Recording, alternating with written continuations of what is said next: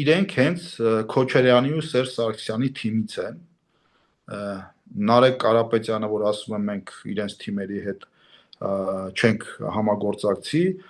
պետք է նշենք, որ իրենք հենց Քոչարյանի ու Սերժ Սարգսյանի թիմից են։ Սերժ Սարգսյանի աշխատակազմի ղեկավար է եղել երկար տարիներ Նարեկ Կարապետյանի հայրը, Քոչարյանի հետ կապերի մասին էլ գիտենք եւ Քոչարյանի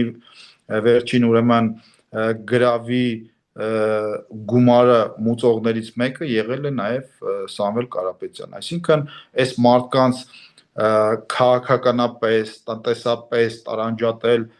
Ռոբերտ Քոչարյանից եւ Սերժ Սարգսյանից դա ըստ էության գրեթե անհնար է։ Պարզապես այստեղ էլի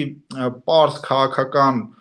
տրյուկ են ուզում կիրառել, ցույց տալու ժողովրդին, որ տեսեք, մենք նախկիների հետ կապ չունենք կամ Սերժ Սարգսյանի եւ Ռոբերտ Քոչարյանի հետ կապ չունենք, իրենք վարկաբեկված են, մենք գալիս ենք այսպես նոր դեմքերով, նոր ուժով, բայց իրենք եղել են երկար տարիներ Սերժ Սարգսյանի եւ Ռոբերտ Քոչարյանի ուրեմն իշխանության տնտեսական, այսպես ասենք, ֆինանսական նաեւ հենքը եւ այդ իշխանությունը պահվել է նաեւ իրենց ուրեմն ջանքերով։ Առնվազն